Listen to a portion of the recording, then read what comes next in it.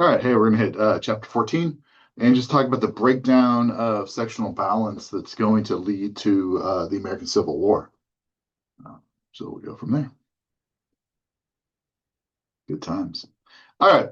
So if you remember a couple chapters ago, we talked about the Compromise of 1850, right? And so ultimately, the Compromise of 1850 does a couple of important things. There's five total parts, but the three big important ones are that it allows California to join the Union as a slave state. It ends the idea of the Missouri Compromise, in which slave states couldn't be added to the Union above the 3630 line, and it gets rid of that in favor of this idea of popular sovereignty, where settlers of these communities could decide if their slave state was going to be slavery or not. And then ultimately, it strengthens the Fugitive Slave Act to the point that if you were a neutral party in the idea of slavery, or you just didn't actively help return a escaped slave that you knew about, then you could be held criminally responsible.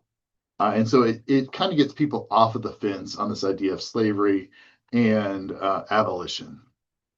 And so that's going to be a huge thing. And so this Fugitive Slave Act of 1793 that gets replaced required the return of runaway slaves. In steps to help, but in free states to help. But a lot of northern states found their ways around the laws, right? So basically, there's personal liberty laws that require a trial by jury before a slave could be returned. Um, some of the northern states forbid the use of local jails in the return of fugitive slaves, and juries often refuse to convict those that were convicted of breaking this federal this Fugitive Slave Act of 1793. And so it's on the books. It's just not very well enforced. And that's a sticking point for the South for a long period of time, right? And so the United States ruled, and the Supreme Court ruled in a hearing in a case of Prigg versus Pennsylvania that states don't have to offer aid in hunting or recapture of escaped slaves. And so basically, in states like Pennsylvania, which have a large abolitionist population, states don't have to do anything. Use state resources to help return, what the South would consider missing property. Okay, so in 1850, in order to bring California in as a free state, the Fugitive Slave Act gets rewritten, right? And so basically, it's this: it makes federal marshals and other officials that are elected or appointed to federal positions liable for not arresting a runaway slave. They know that the slave is runaway, is a runaway slave, and they let that person go. They can be fined $1,000, which is a significant amount of money in 1850. Um, Officers that capture runaway slaves are given bonuses, and so you have not only the threat of penalty if you don't act, but you have the reward if you do. Any person aiding a runaway slave is now subject to $1,000 fine and jail time. And accused runaway slaves could not ask for a jury trial or testify in their own defense if they are accused of being a runaway slave, right?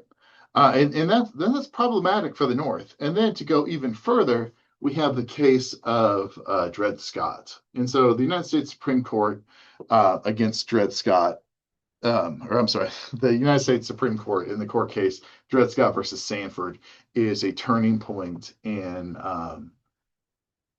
race relations and in this question of slavery in America. Okay, so Dred Scott, he's born into slavery in Virginia in 1799.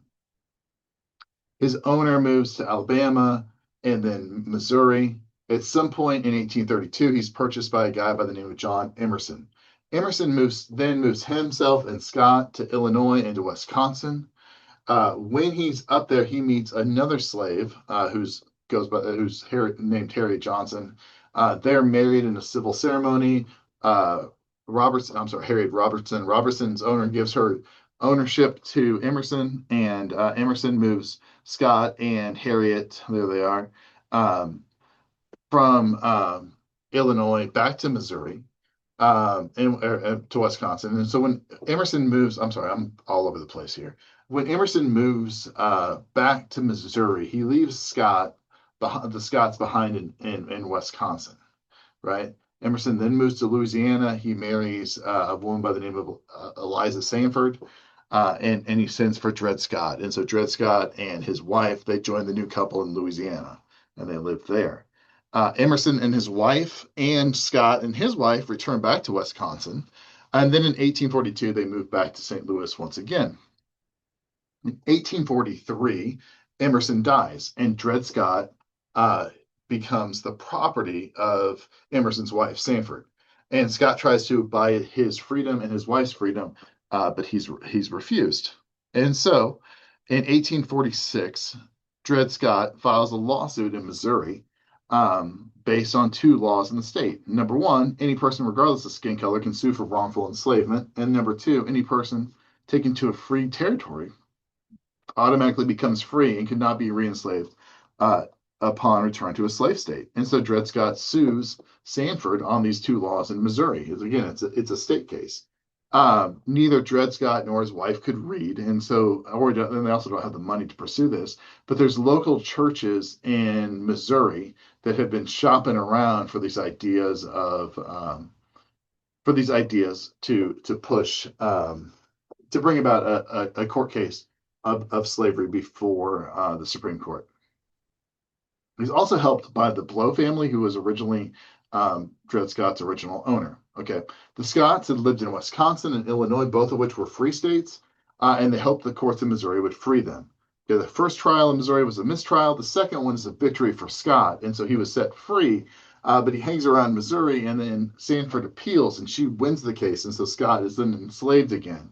And then Scott files in federal court. He loses his first case. It eventually goes before the Supreme Court. And on March 6th of 1857, the Dred Scott decision is handed down.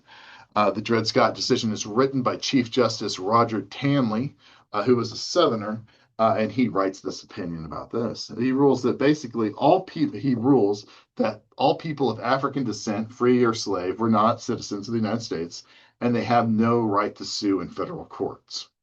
And so, therefore, African Americans have no rights in America, regardless of where they are, North or South, or their condition of servanthood, if they're free or slave. And then also, slaves were property, and taking away property from an owner was a violation of someone's Fifth Amendment right. And so, therefore, states couldn't have laws that would strip somebody of property just for taking said property into a different state.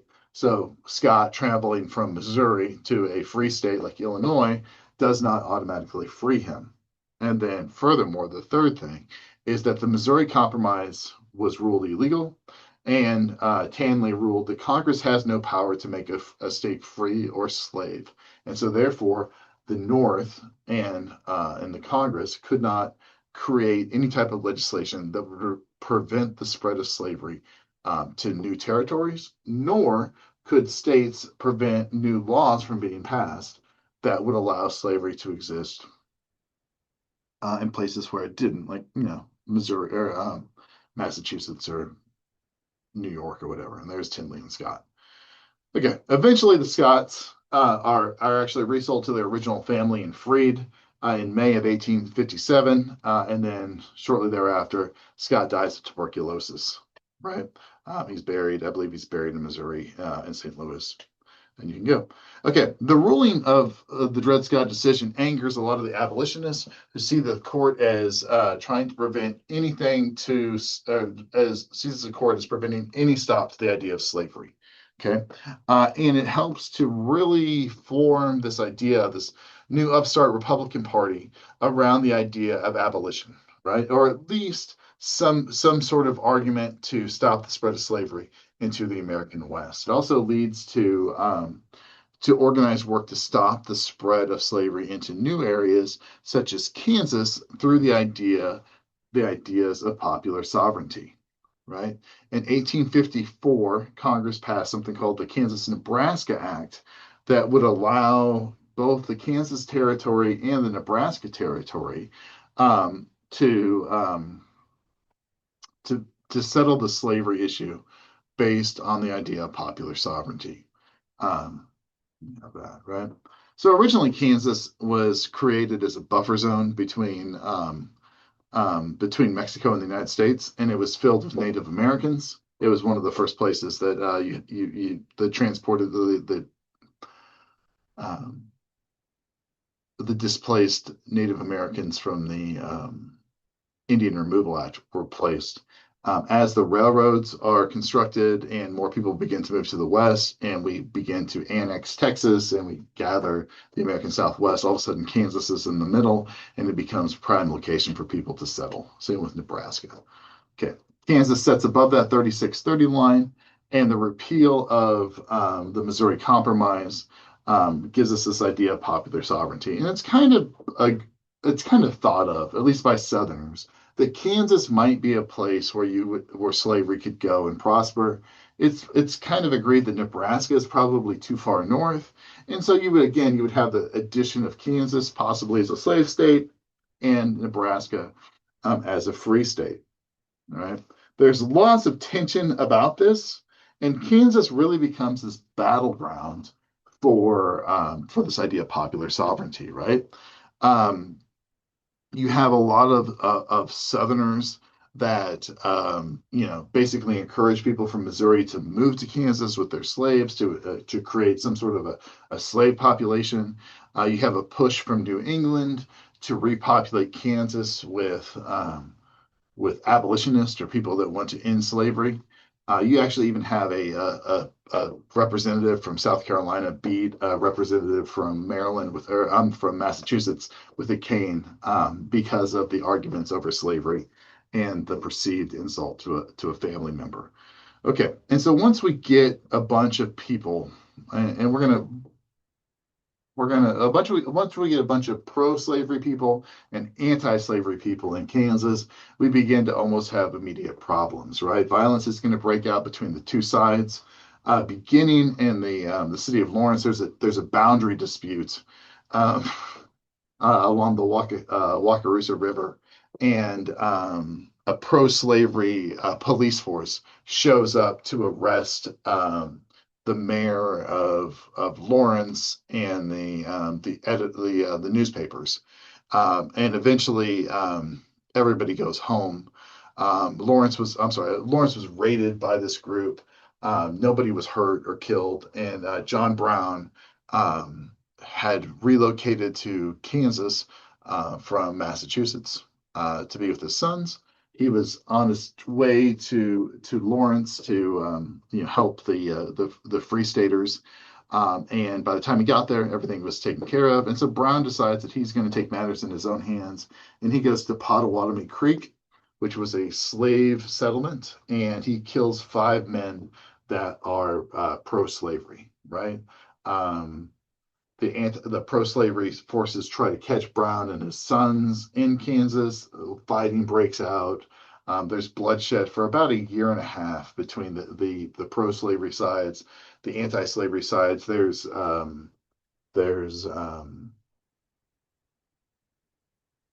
attempts to write pro-slavery constitutions and vote on pro-slavery constitutions and anti-slavery constitutions, and there's voting irregularities on both sides, and we have issues all over. Right, there's John Brown in the painting "Tragic Prelude" by John Stewart Curry.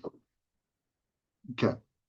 Kansas will eventually enter the Union as a free state in January of 1861. But the first states of the Confederacy had already left the Union, had already seceded from the Union. Um, and I think that, anyway, had already left. And so Kansas won't come in until before the Civil War. Okay. Another issue that we're going to have is in 1854, the Southern politicians are looking to expand slavery into places like Cuba. I remember we talked about maybe even the idea of after the Mexican-American War, they were trying to expand slavery into expand the United States all the way into Mexico. And the United States basically lays a claim on Cuba. Um, and the United States, we present our ideas to the European nations, and the North finds out about it, and they have enough political clout to kind of squash the deal. So the South is looking for all kinds of different ways to expand the institution of slavery. Right, Cuba is one of those. During this time frame, the Whig Party, which had held political power from some sort of political power from the time of Andrew Jackson to the 1850s, splits at their convention. The South wants a to nominate Mildred Fillmore, who had been part of the Compromise of 1850, and then the North wants Winfield Scott, right? And so the North ultimately wins out, and then the Democrats select Franklin Pierce. And Franklin Pierce was a Northerner who supported the idea of slavery and states' rights, and a lot of the Southern Whigs jump on the Democratic ticket again, right? And so this Pierce wins in the landslide, and it splits the support of the Whigs. And so there's Pierce, right? Probably one of our better looking presidents. Anyways, following the collapse of the Whig Party, we see the emergence of this new political party called the Republicans, right? And this group is they're an anti-immigration group, they're a temperance group, they're pro-business, right? They're abolitionists, and they ultimately, one of the things that they definitely all agree on is they want to oppose the movement of slavery into the West. Now, this idea of abolition isn't for all of the Republicans. A lot of Republicans are just looking to stop the spread of slavery.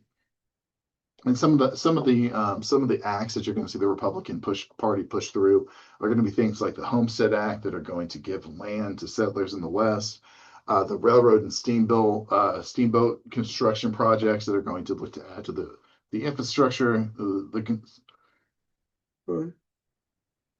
the construction of new roads and canals, and higher tariffs to protect American business, right? So with the issue of slavery in the West and the Kansas and Nebraska Act splitting the Whig Party, and the South supporting slavery expansion, the North really starts to look at stopping slavery expansion and being anti-immigrant, and that's going to be the foundation of the Republican Party, right? The Democratic Party is a little bit split on this idea of popular sovereignty and the fact that there's a possibility that, hey, you offer up this political solution of popular sovereignty, and not everybody's going to vote the way that you want to. And so we have some problems there. The Republicans are going to run a guy by the name of John Fremont in 1856. And ultimately, he's running on this idea of ending the expansion of slavery. And he's going to lose to, there's Milford Freeman is also going to run on an anti-immigration party platform. And James Buchanan is going to run as a Democrat, pushing the ideas of popular sovereignty, right? Um, and Buchanan's ultimately going to win. However, um, Fremont is going to carry, oh, sorry, Fremont is going to carry a lot of northern states. And ultimately, politics is math. And so the Republicans are like, look, if we would have carried just two more states, we could have won the election. And even though Fremont has got almost no votes in the American South, we have that issue, right? And so all of a sudden, the Republicans are really, really happy with that outcome, and they start to look forward to the election of 1860. All right. So by the election of 1860, or leading up to the election of 1860, with the presidency of Buchanan, we see the growth of sectionalism. And so sectionalism is going to be the division of the nation based on social structure and different economies and customs and political views. That's going to be the North, the South, and the West, right? And over time, over the 60 years, it's going to grow. As the North begins to industrialize and urbanize, they're going to push for political reforms that are going to support them. The South is going to concentrate on plantation and agricultural growth, right, and on this idea of slave labor. And the South wants to expand slave labor into the West. Republicans want to, encourage free labor, wage labor, and ultimately Republicanism is going to become the party of the North, where uh, the Democrats are going to become the party of the South, right? The core platform of the Republican Party was the opposition to the expansion of slavery into the new territories, into the West, and to protect yeoman farmers and industrialists through offering new lands and investments. Right, the Democrats are split between the North and the South of the ticket of 1860. Right, Northern Democrats hope for some sort of long-term compromise between free and slave states, and Southern Democrats basically demand federal protection from slavery, and they threaten to leave the country, leave the Union if their demands aren't met. And so by the 1860s, we have this boiling over point between the North and the South, right? And um, the Republicans choose Abraham Lincoln to run in 1860, and Lincoln is seen really as for the Democrats. Lincoln is a radical choice. Like he's too much, but the Republicans look at Lincoln as a moderate. Like he's in the middle. He doesn't want to necessarily end slavery. He just wants to prevent it from going to the West. He doesn't want to remake the South. He just wants to prevent slavery from heading westward. So, anyways, the Republicans pick him, and Lincoln came about in national prominence based on the Lincoln-Douglas debates in the late 1850s, 1858, in which Abraham Lincoln and Stephen Douglas, both of Illinois, host a series of debates in which they talked about slavery and the expansion of the West and popular sovereignty. And they go out and they give these a um, very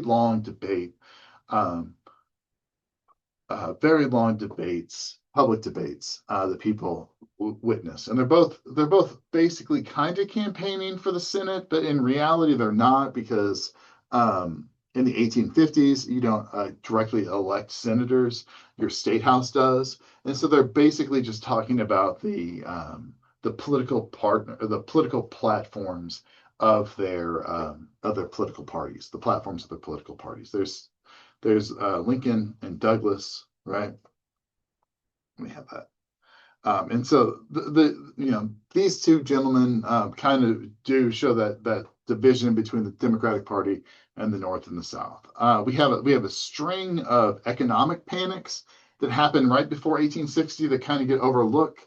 There's over speculation in the railroad industry that caused a lot of railroads to fail, not only in the United States but also in England. This is going to devalue some of the land in the West, and you're going to start to see some panic of foreclosures of farms and the failing of crops, right? And so both the northern and southern economies are hurt. The North blames the South again, and the South sees the collapse of industry in the North as evidence of the flaws in capitalism and this labor system, right? And so again, you have two political parties that are pointing fingers at each other. Lincoln comes to that. We talked about that, and Lincoln is going to ultimately lose to to Douglas in the appointment of the Senate seat in 1858. But he goes on to receive national attention because of some of his ideas. Um, and he begins to argue about these ideas of popular sovereignty.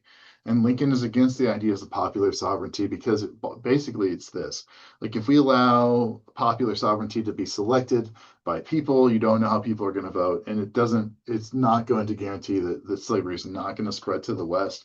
And again, it's not going to guarantee that slavery is not going to come to places that it's illegal now, right?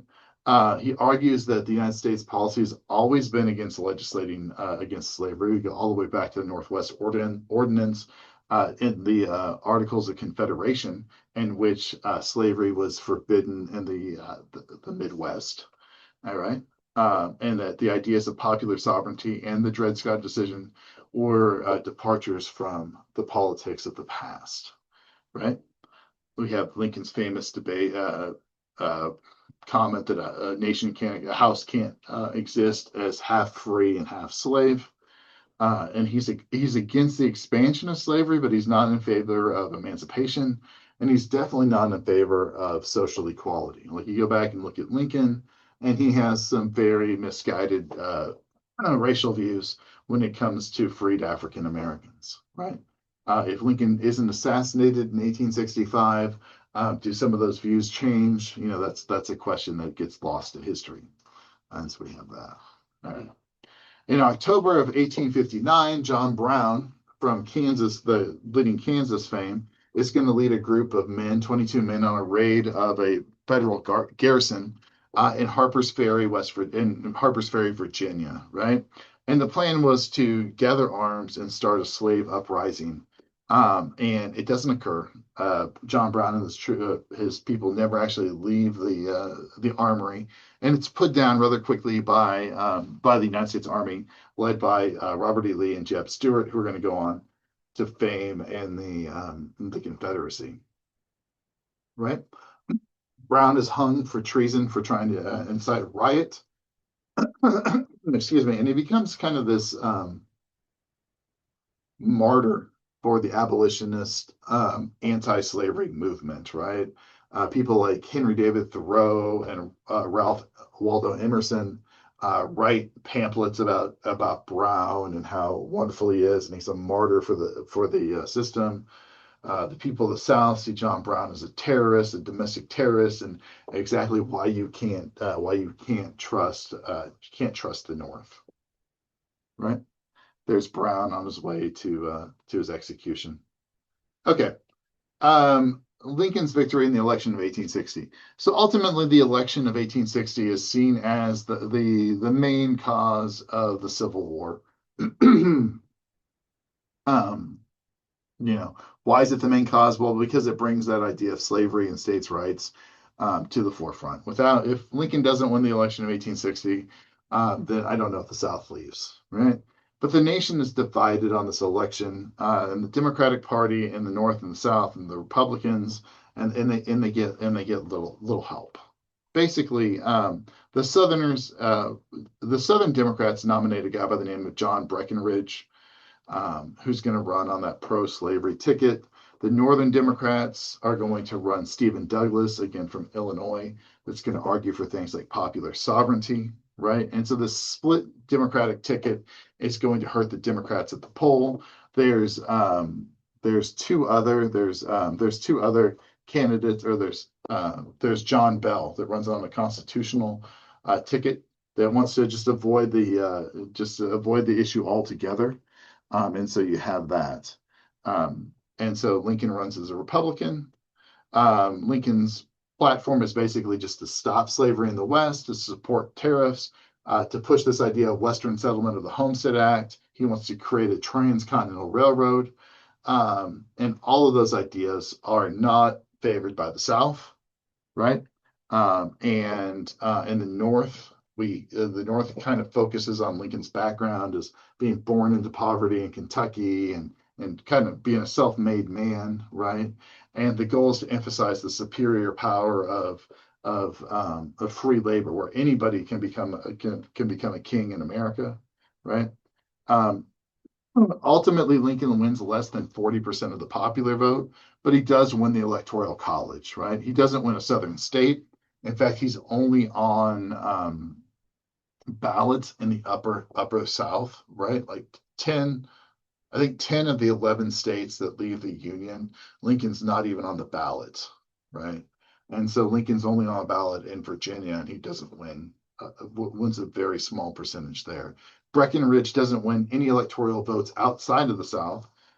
Stephen Douglas carries a couple states, but ultimately finishes third. And so we look at this. The red is Abraham Lincoln. He wins the majority of the popular vote, or he wins the largest percentage of the popular vote, but not the majority. He wins 40. And then he wins almost 60% of the electoral vote. But he doesn't carry any states outside of the North or the West. This is going to infuriate the South because they no longer have a voice in politics, right? In 10 of the 11 states, Lincoln's not even the southern states of the Confederacy. Lincoln's not even on the ballot. Oversees only 1% of the popular vote in Virginia. Comes in third out of four in the majority of the border states, right? And so you see the power of the slave states starting to slip away.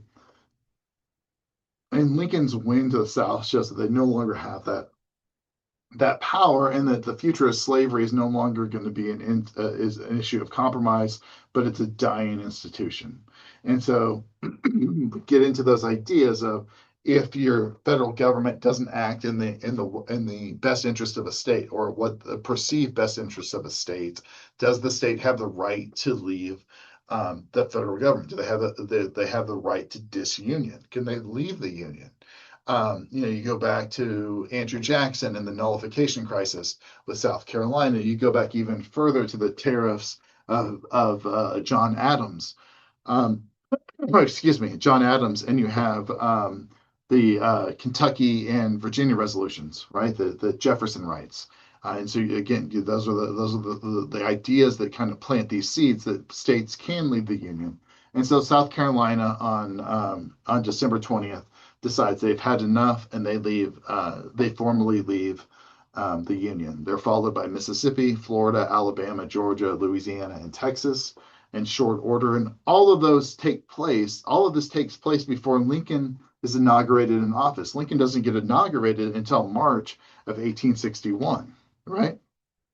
So you start off, you have seven southern states, and they elect Jefferson Davis as from Mississippi as president of the Confederate States of America, that return to the idea of the Articles of Confederation, in which states hold the power over the federal government.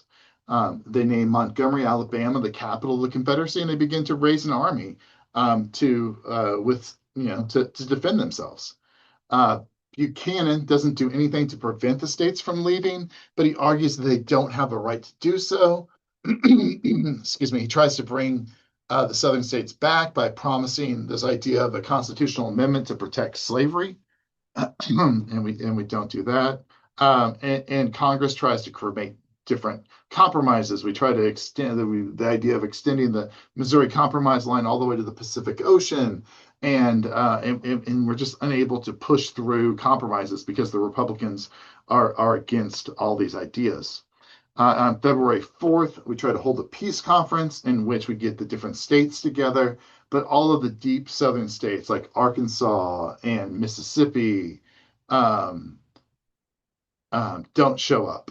Arkansas doesn't show up. Michigan doesn't show up. Wisconsin doesn't show up. Minnesota, California, and Oregon all don't attend. So you don't have enough states there, right? And the meeting's a total failure, and no one's really working to bring this back. Lincoln tries to ease tensions through public speaking, talking about how he doesn't want to end slavery where states exist, but slavery exists, but he wants to end the westward spread of slavery, right? During this time frame, Southern troops begin to take federal forts in the South. Union troops begin to leave the South to find better locations, and ultimately Fort Sumter in South Carolina is the fort that's chosen. That this is going to be the last. This is going to be the last straw. Like, the federal troops aren't going to leave Fort Sumter, and the Southern troops are going to surround the fort, and make sure that it doesn't get reinforced. Right. On March 4th, 1861, President Lincoln is sworn in as president. Again, he claims to not to want to end slavery where it exists. He doesn't accept the idea of secession, and he hopes to resolve the conflict without calls to arms. Right. In April 12th of 1861, Lincoln sends supplies to Fort Sumner, and that he sends a message in advance, like, "Hey, I'm going to resupply this fort with food and water, but not ammunition or whatever." And the South opens up fire on the boat, right? And they turn around. The North offers to surrender once they run out of supplies. The South refuses that, and on April 12th, 1861, the South fires on Fort Sumner, and eventually that fort is surrendered to the South. Right, there's Fort Sumner. Interesting fact, it's bombarded for about 24 hours, and no one dies. There's no deaths in the actual fighting of Fort Sumner. Two individuals die after the fort is surrendered, and a cannon blast to retire the flag is fired, and the cannon blows up and kills two Union soldiers, and they are the first casualties of the Civil War. So, anyways, the Civil War has begun. And that's chapter 14. I hope everybody has a great day. I'll come back and we'll talk about the Civil War in chapter 15. Later.